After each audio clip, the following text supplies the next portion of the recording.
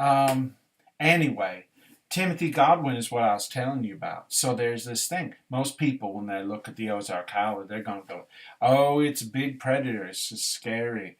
And it's got big red glowing eyes and horns that stick out of its head. So people pay attention to that, or it's got that dark fur, going to blend into the night, real good camouflage. But what they won't talk about is what that hair is all about. And Timothy Godwin, he was known for being an inventive fella in his science fiction stories. Came up with all kinds of different interpretations of things. And I don't know real where he was from. If he was from the Ozarks, but I think he came down and he heard the stories. Uh, you know, uh, and maybe he's from here. I'm looking through an article about him. Oh, he's from Oklahoma, was where he was born, but in the western parts. So he wasn't from the Ozark parts of Oklahoma, but more in that panhandle size. You know, but he came over and he heard the stories and he wanted to. He saw a good story when he knew one when he saw it, and so so Timothy Godwin made a story and he got it published in this science fiction magazine, Cryptic Universe, excuse me. People didn't start using the word cryptid till I don't know what, maybe 1990s. It's some kind of made up word. But cryptic isn't a made up word. We all know what that means. It means it's a puzzle, which is certainly what he made out of that Ozark Howler story. And well, uh, so the whole idea of this story was that there's this. Well, he didn't quite get the town right. Toadsuck, Arkansas is kind of near Conway, which is near Little Rock, which is, uh, it's not much of a place really. It's just this place where people used to come to drink. Honestly, a long time ago. When you had to have a place you go to, or maybe you want the company of another fellow human being. And but he has a whole town there, all set up in his story. There's a sheriff, and there's this woman comes from out of town. I believe she was quite a looker, and this boy, his body turns up dead. Is it? Is it dead? Really? And it turns out no, not dead. But that's later in the story. And I don't want to spoil it all for you. I want you to read it, look for yourself, because that's the way most stories are best had, is if you hear it all from beginning to end. But the thing is, it was the hair of the Ozark Howler in Timothy Godwin's story was the thing. Was the well, it was the what they might call the MacGuffin, is a term they use in movies or criticism of the movies. This is from Alfred Hitchcock. It's a thing where we're all looking for it, but does it really matter, or does it just motivate the plot? Anyway, the hair of the Ozark Howler was that, and he thought that the hair of the Ozark Howler was what enables it not to be seen when it doesn't wanna, because it's an interdimensional kind of time twisty kind of thing, where without giving away too much already from that story. Only other thing I think I want to bring up. Well, there's a lot of things really. There's there's this nice couple of novels by a fella named Eric R. Asher, and he's written lots of kind of novels. But in the last couple of years, he's come out with a couple of books with a story, and you're going to recognize the name of this character. It's not really a person, I think. It's a Mason-Dixon line, is the line that separates the South from not the South, uh, but Mason Dixon is the name of the main character in these novels by Eric R. Asher, and he's well.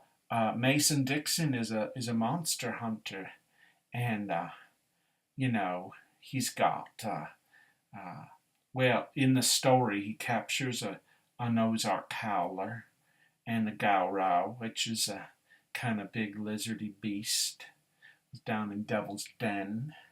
Uh, so they say. Now some say a miner just invented that story to keep people away from from well, excavating where he wanted to dig. But in this novel, they're like these monster hunters, and they're going across the United States finding these monsters and catching them if they can, and they catch an Ozark Howler. And those are good, real good stories. Um, there there is another one, which is this is quite a well. It's not a it, question is where does a story begin? See, and where does mythology end? If you know what I mean. And so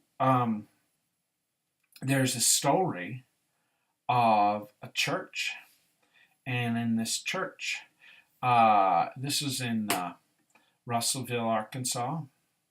What a lot of people don't know, according to these stories, see, is that actually,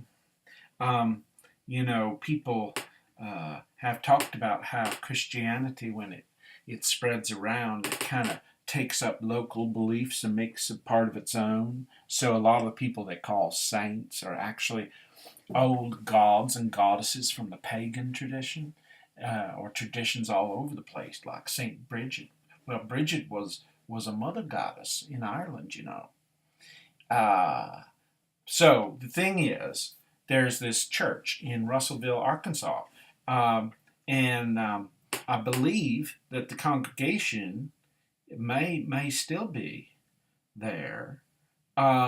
It's been renamed the Central Presbyterian Church of Russellville, but that's not the name it used to have back in the early 1900s, right around the turn of the century. It was the Cumberland Presbyterian Church in Russellville, Arkansas, and they knew that a whole lot of people around there. They had lots of stories about the Ozark Howler and what they might call folk beliefs, which some people call witchcraft. That's not, well, they might have called it witchcraft, but not in the way that you and I mean it, like the Wicked Witch of the West or something that's sinful and evil. Uh, more like, this is just the way you get around, the way you get through the day, the way you deal with problems. You couldn't just go to the pharmacy or the hospital back then. Was not something that's going to happen. Can't just go down the road. Can't call Amazon.com online and just, have some drone deliver you some package of whatever you need. You got to find it where you are. And that's what people did. They would, they would get those plants and herbs and things and objects, and they'd tie them up into little witch bundles, and they had all kinds of omens to foresee things. Anyway, so people, the Ozark Howler was part of that. Was part of that whole traditional way of life that developed there, because they weren't all in the great middle of things like down in New Orleans or over on the big muddy river.